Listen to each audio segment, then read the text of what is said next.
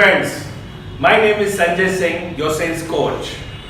दोस्तों, अक्सर मैनेजमेंट में हम ये कहते हैं if you cannot measure it, you cannot improve it.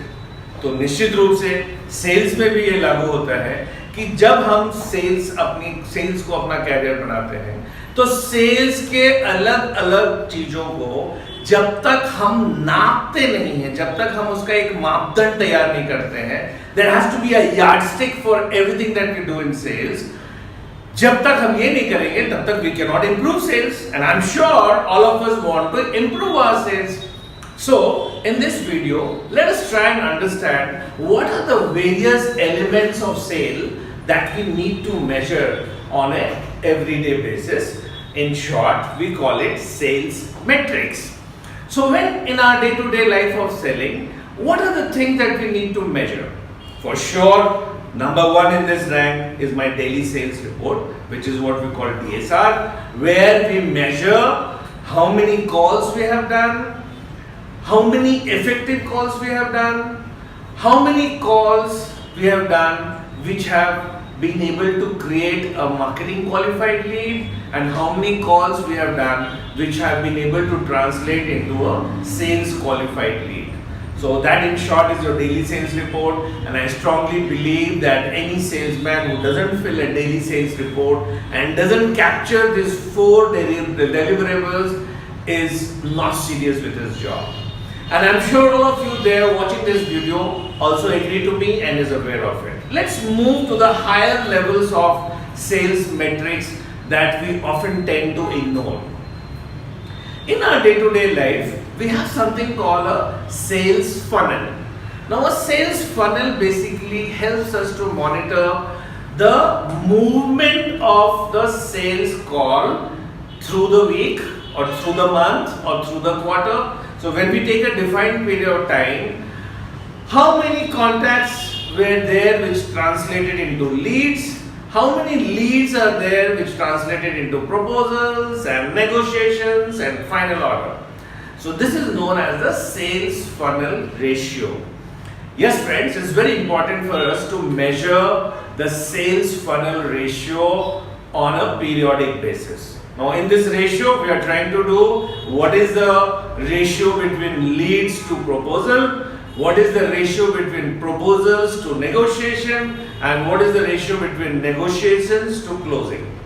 You can also calculate auxiliary metrics like what is the ratio between leads to final closing, what is the ratio between contacts to final closing, and so on and so forth. Depending on your business, you can customize what kind of metrics we are talking about. Once you have done your sales funnel, it's also very important for you to have a sales dashboard. You know, when you're driving a car, there's a dashboard which at a glance gives you an idea of the status of your car. Similarly, as a sales manager, you need to have a dashboard which at a glance gives you the health of your sales team, the business health of your sales team. Now there are 6 deliverables that you must capture in your sales dashboard. You need to capture the actual sales. You need to capture the actual outstanding at a given point of time.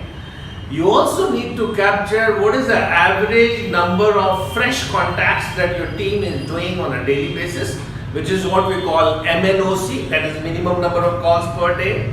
That's the 3rd deliverable that you need to capture. The 4th deliverable you need to capture is what is the amount or what is the number of new data that your team has been able to introduce to your sales system. Because data is the building block. So the data when undergoes a campaign converts into a lead and so on and so forth. So 4th deliverable on your dashboard is how much new data you have incorporated in your system. After having done that, the 5th deliverable is how many new market segments have you opened in the period that we are talking about. So we call it new business development or new market segments that we must open for ourselves. And the 6th point in the dashboard is what is your plan of attacking the market in the next period. So if you're talking about week as a period or you're talking about month as a period, we prepare a plan for attack for the next part of the period. So friends, we spoke about a daily sales report, we spoke about a sales funnel, we spoke about a sales dashboard.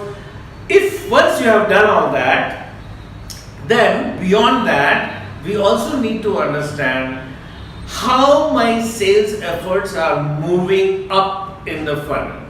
So I need to have metrics like what is the average time spent with a particular prospect, because the more time that you spend with a particular prospect, more are the chances of doing business with that person. If you're into modern retail trade, or if you're into a business where incoming footfall comes to you, it becomes a very important metric as to what is the average time spent with the customer. You also need to measure that how many times have you translated one lead into multiple leads. Because if you have got one customer with you, and if you are not able to ensure that this customer goes and visits every option of products that you sell, you're dead. So let's assume that you have got one footfall, you explain one product to him, he bought that product from you, but you have 5 more products to sell.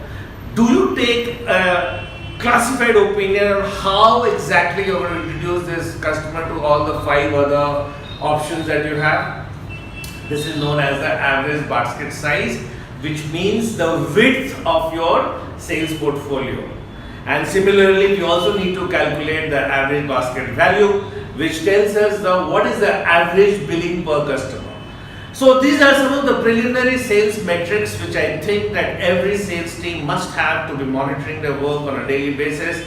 Having done that, you now move to the next level of sales metrics, which is what we call sales behavioral metrics. Till now we were talking about sales metrics in terms of trying to measure the productivity, trying to measure the performance of the salesman. Now let's look at some of the sales behavioral metrics. One of the key sales behavioral metrics is how many leads is your company able to generate and feed to your sales team. It's not that every lead the salesman has to hunt for himself.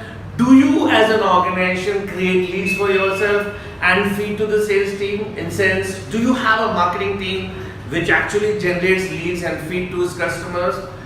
Start measuring it, because as I told you in the beginning of the video, if you cannot measure it, you cannot improve it.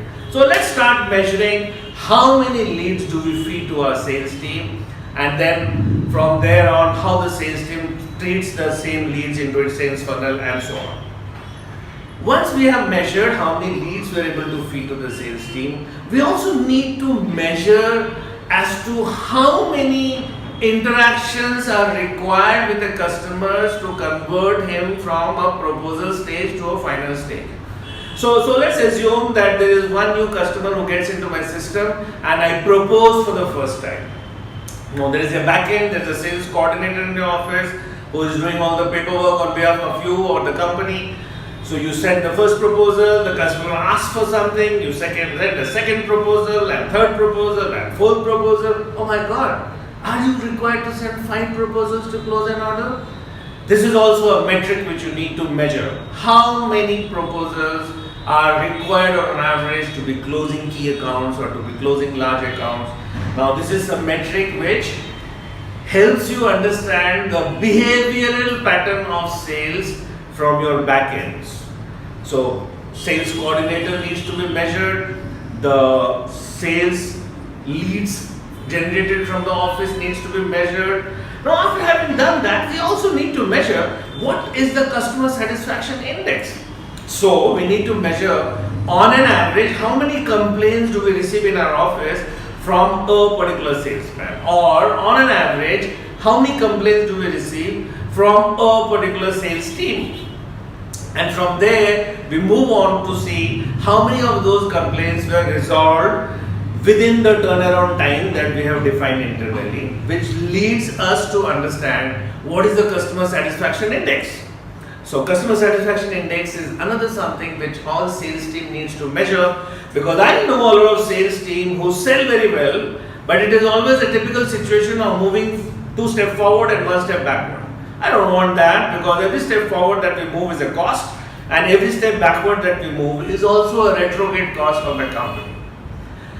So friends, once you get on to metrics, once you get on to measuring these metrics, every money, every penny invested by you into Salesforce management will start yielding results for you. So I very strongly recommend sell well, sell profitable, sell long term, sell sustainable. But as you are doing this, don't forget to measure the sales metrics, because only measurement of sales metrics will act as a lighthouse to be showing you the way forward. I'm sure this video will help you, and if you really like this video, please go on the bell icon below and click on it so that every time I want to communicate with you, I directly reach your mobile handsets and your laptops. For now, enjoy selling and be proud of the fact that you are a salesman. Thank you.